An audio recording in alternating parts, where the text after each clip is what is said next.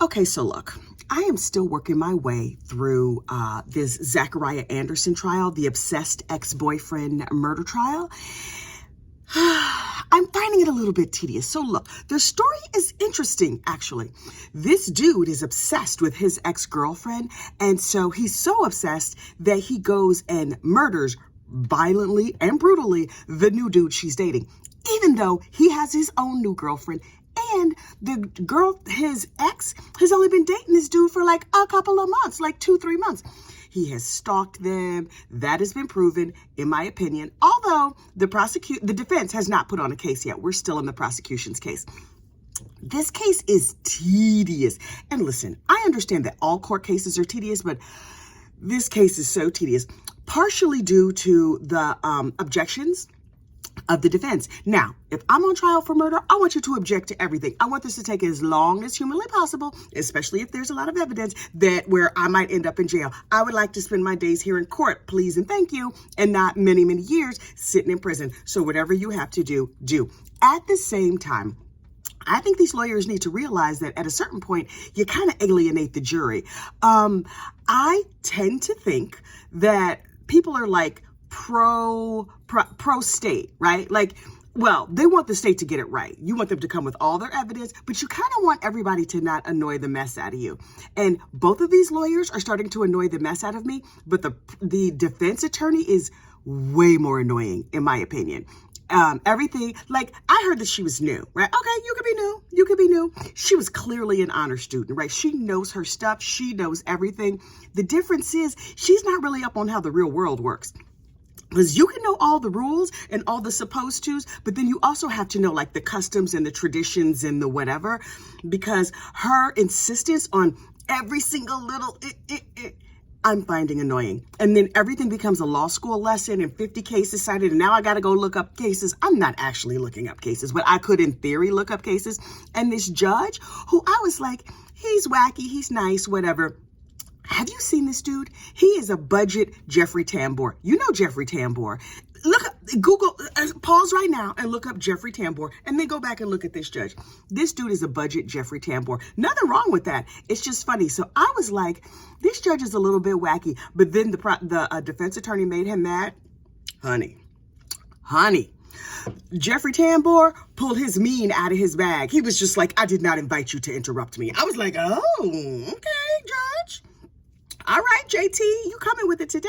And then he went, yeah, I went to dinner the other night at blah, blah, blah restaurant. Do not mess with this judge.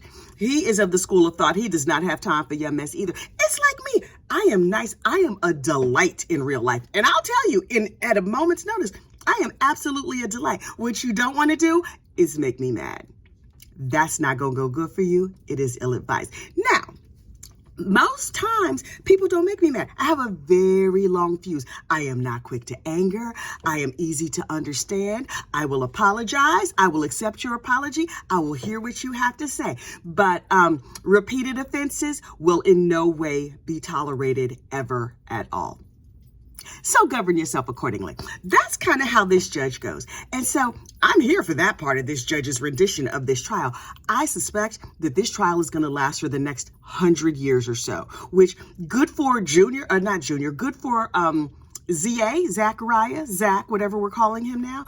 Good for him, because he gonna go to prison for a very, very long time. Yes, in my opinion, he killed this man. Yes, he did a Houdini and made the body disappear. But there is enough other evidence that Zach, my man, you going down. I'm coming to suspect, though, that his family might also be garbage. I don't know. Something tells me that family, You know what's funny, though?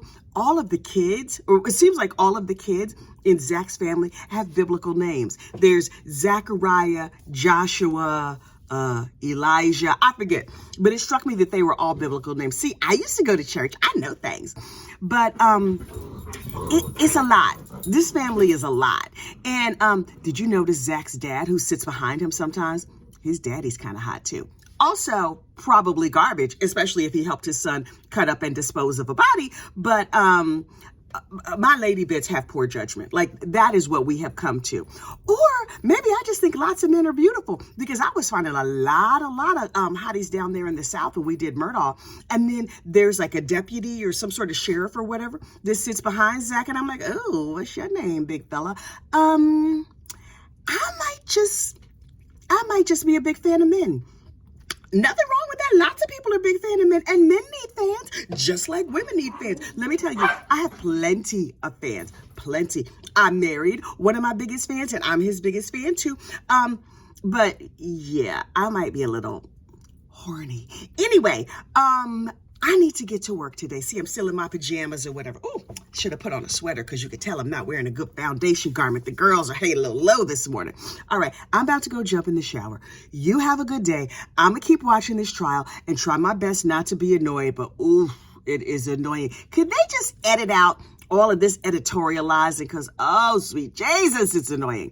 You have a great day, and I will see you later. Bye.